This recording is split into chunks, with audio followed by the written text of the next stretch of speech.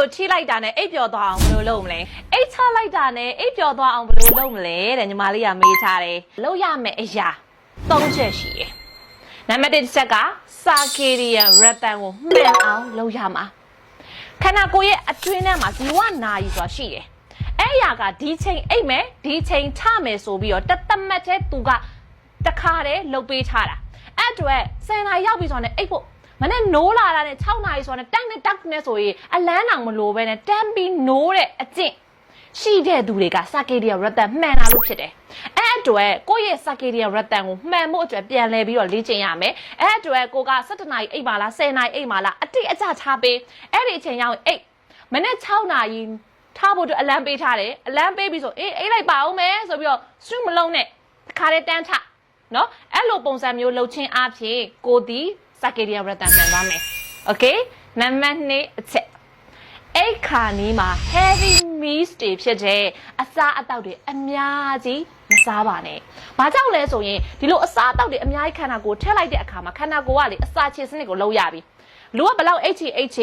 ဒီလိုစားလိုက်ပြီဆိုတာနဲ့ကိုတက်ကြွသွားပြီ။လန်းဆန်းသွားတယ်အိတ်ရခက်သွားတယ်။အနောက်တစ်ခုကအိတ်တဲဆိုရင်လေခန္ဓာကိုယ်အိတ်တာအိတ်ညာဒီအစာချေစနစားလိုက်အစာက4နာရီလောက်ခြေဖြတ်ရတာဖြစ်တဲ့အတွက်အစာရင်တော့လည်းမကောင်းဘူးအဲ့အတွက်ညဘက်အိတ်ခါနီးမှာ heavy meals တွေအစာအသောက်တွေကိုအများကြီးစားခြင်းကအိတ်ဆက်ခြင်းအတွက်အနောက်ရှက်ဖြစ်တဲ့ခေါင်းအုံးလေးကိုချတာနဲ့အိတ်ပျော်ဖို့အတွက်မလုံးဝဖြစ်နိုင်တော့ဘူးနံပါတ်3အချက်နော်အဲ့ဒီအရာကတော့ညအိတ်ခါနီးမှာ coffee တောက်တာအားလုံးသိတဲ့အတိုင်းပဲ coffee ကလေတက်ကြော့လန်းဆန်းစေတဲ့ဓာတ်ပဲလေနော်အဲ့အတွက်ဘယ်အချိန်မှာတောက်တင်လဲကျမကတော့ coffee ရမ်းကြိုက်တယ်ဆိုရင်မနေ့နေ့လေဒီလောက်မှတောက်ပြီးတင်ပါတယ်ဒါဆိုရင်တော့အိတ်ဆက်ခြင်းအတွက်အကောင်းဆုံးဖြစ်ပါလိမ့်မယ်ရှင်မရဲ့ဒီ3ချက်လုံးလောက်တာဘလို့မှကိုအိတ်လို့မရဘူးဆိုတဲ့သူတွေအတွက်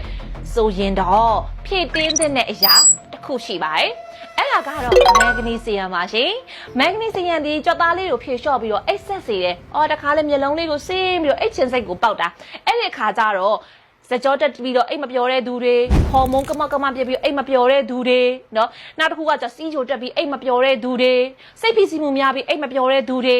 မက်ဂနီဆီယမ်ကိုဖြည့်ကြည့်ပါမက်ဂနီဆီယမ်ကိုဖြည့်လိုက်တာနည်းနည်းချိတ်ချိတ်လေးအိတ်ပျော်စေမယ်ကောင်းတဲ့အချက်ကြတော့လေတခြားຢာရင်လည်းမတူမနဲ့မိုးလင်းလန်းတာလန်းဆက်ဆက်လေးဖြစ်နေတယ်ဘာလို့ဆိုတော့အိတ်ဆက်တဲ့အချိန်မှာ deep sleep ဆိုတဲ့ quality ကိုအပြည့်ရလိုက်လို့အဲ့ဒါလန်းဆက်ဆက်လေးဖြစ်သွားတယ်အဲ့ဒီຢာကိုတဘာဝရေနွေးလေးတောက်ပြီးတော့နှင်းနှင်းချက်ချက်အိတ်ပျော်ခြင်းတဲ့သူတွေအားလုံးက Sally Harvey tea လေးကိုတောက်ကြည့်ပါရှင်သူကတောက်ရတာအရန်လွယ်တယ်ရေနွေးလေးကိုထုတ်လိုက်စိမ့်ပြီးတော့တောက်လိုက်ယုံနဲ့ကိုနှင်းနှင်းချက်ချက်လေးအိတ်ပျော်တယ်နောက်တစ်ခုကဝမ်းပါမှန်တယ်အသားအရည်ပါလှစေတာဖြစ်တဲ့အတွက် Sally Harvey tea ကိုညဘက်တိုင်းနေမှာတောက်အိတ်ကြည့်ပါဒါဆိုရင်ခုနညီမလေးပြောနေသလိုပဲခေါင်းအုံးလေးကိုချလိုက်တာနဲ့အိတ်ပျော်ပြီနော်တညာလုံးဝမနိုးတော့ဘူးမနဲ့မိုးလင်းတာနဲ့ကြီးကြီးလင်းလင်းလန်းလန်းဆဆနိုးထရပါဖြစ်ပါတယ်အဲ့လိုဆိုရင်တော့တစ်နေ့တာမှာပြောမနေနဲ့လှုပ်ရှားမှုတွေအရန်ကောင်းသွားမှာဖြစ်ပါရဲ့ရှင့်နော်ဒါကြောင့်မဲ့အိမ်မပြောSally Harvey tea ကိုတတိယပေးပါရှင်